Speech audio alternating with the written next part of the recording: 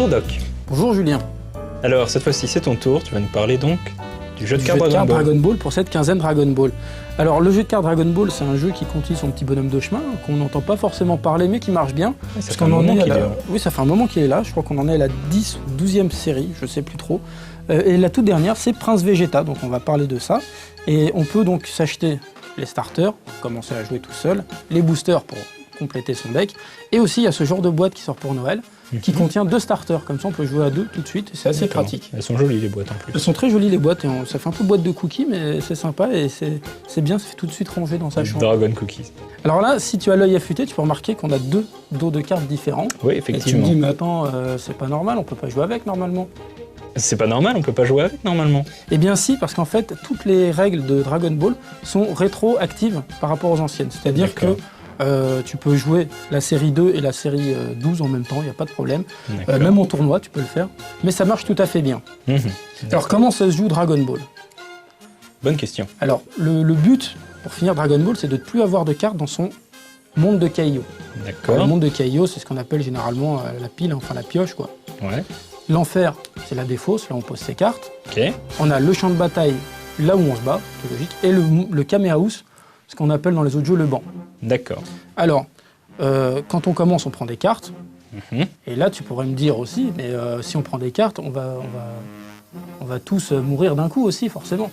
J'imagine qu'on ne peut prendre qu'un nombre limité de cartes. Alors non. Non, là, ce qui est bien, c'est que quand tu commences, tu peux choisir déjà ton nombre de cartes entre 1 et 2, qui permet de limiter ton monde de Kaio, mais aussi tu peux piocher ta défausse, contrairement aux autres jeux. D'accord. En fait, tu comprendras que la plupart des cartes bonus-malus affecteront en fait ton deck. Voilà.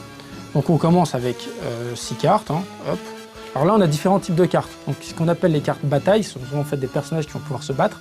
Les cartes événements, ce sont des cartes qu'on peut placer pendant un événement, donc pendant une action, pendant une phase ou quoi que ce soit. Et on a aussi des cartes Dragon Ball. Alors ce qu'il faut savoir, c'est que chaque carte a un coup d'appel, donc que tu trouves en bas de la carte. Donc là, par exemple, le prix d'appel, c'est une tortue et un neutre. Ce qu'il faut comprendre, c'est qu'en fait, on a besoin d'une énergie tortue et d'une énergie neutre. Alors pour pouvoir avoir ces énergies, c'est comme dans la plupart des jeux, c'est-à-dire que par exemple, on place un présentateur, donc lui qui n'a pas de prix d'appel. C'est-à-dire que là, tu vois, le présentateur, il vaut 0, mais il a une icône arts martiaux, c'est-à-dire que si je le lock, comme ça, comme dans la plupart des autres jeux, j'ai à disposition un point arts martiaux.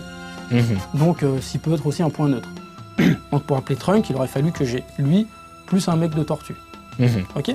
Donc, tu peux aussi appeler les gens directement sur le banc, parce que là, tu vois que je l'ai amené sur le champ de bataille, à partir du moment où c'est marqué. Alors, pourquoi on garde des gens sur le banc? Tout simplement pour pouvoir, par exemple, chercher des Dragon Ball. C'est-à-dire qu'on ne peut pas, là, si tu es dans le champ de bataille, tu ne peux pas chercher Dragon Ball.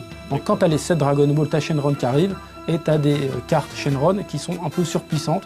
Genre, tu retrouves tout ton monde de Kaio, tu vois. D'accord. Ou genre, tu inverses ton monde de Kaio avec les enfers de l'adversaire, des choses comme ça. Et tu peux aussi, à chaque fois dans ton tour, passer d'un monde à l'autre comme ça, sans problème. D'accord. Ok. Alors là, la particularité de ce jeu, c'est qu'on place les personnages en dernier. Comme tu peux voir, il y a un petit descriptif. Alors pourquoi on fait ça? Tout simplement pour pouvoir préparer sa bataille. En fait, c'est un jeu où c'est de l'action, quoi. Donc dès que tu commences, tu te bats. Donc comment se déroule un combat? C'est tout simple. Par exemple, on va dire qu'on place un présentateur là, qui est un combattant. On place une carte, on va voir comment se déroule un combat. Ce qui se passe, c'est que tu vois, tu as des niveaux de compétences. Moi j'ai 0, toi tu as 1. En fait, le niveau de compétence correspond au nombre de cartes que l'adversaire peut mettre dans la pile des fausses de l'adversaire. C'est-à-dire que là, si tu gagnes, tu peux en mettre une dans ma défausse.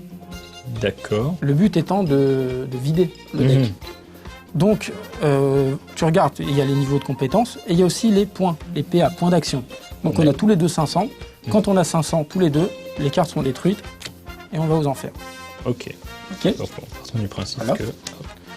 Et donc là, par exemple, si tu joues, tu peux reprendre ton Mister Satan aux enfers. D'accord. Sur le principe de ressuscitation intempestive de Dragon Ball est complètement respecté.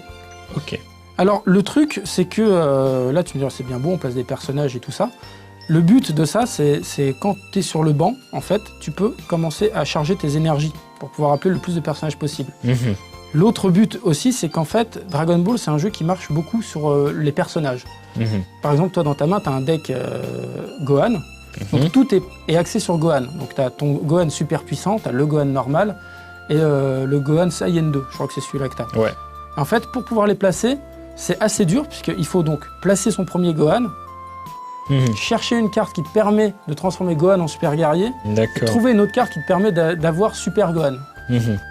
Donc une fois que tu as ça, tu es quasiment imbattable ou quoi. Et donc le but, c'est vraiment ça. Il faut qu'il y ait cette montée en puissance. Voilà, il y a toujours la montée en puissance, donc on retrouve vraiment le côté on charge et on bourrine.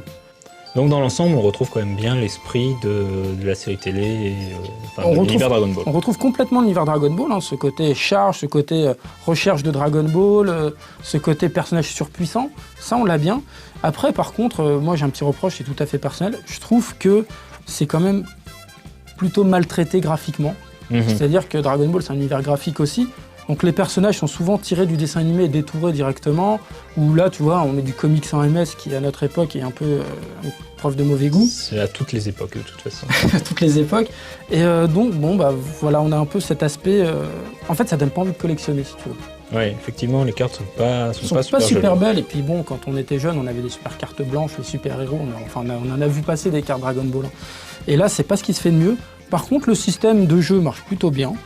Faut s'y mettre quand même, parce que c'est un peu dur d'expliquer comme ça ou quoi. Bah, c'est un peu le cas de tous les jeux de toute façon. C'est un peu de tous les jeux. Mais là, on y arrive. On arrive à sortir quelque chose assez rapidement. Et le truc le plus déroutant, c'est quand même le fait de placer son personnage en dernier pour laisser place à l'action. La gestion des decks est très bien trouvée en fait. C'est-à-dire que oui, effectivement, on pioche dans sa case d'enfer. Et donc, quand le joueur nous permet de... Par exemple, si on a un personnage qui a un N7-5 et qu'on perd 5 cartes, on les perd pas vraiment, puisqu'on peut se dire, si elles étaient là, je peux les prendre là, quoi. Tu peux quand même te retrouver et rebondir assez vite et retomber très rapidement sur tes cartes. D'accord. Bon, bah écoute, ça a l'air pas mal tout ça. C'est plutôt pas mal. Bon, eh bien, je crois que c'est fini pour Double Face de la quinzaine Dragon Ball. Bah oui, je vois pas trop quoi rajouter de plus, hein, de toute façon. Bon, eh bien, merci et au revoir Doc. Au revoir Julien.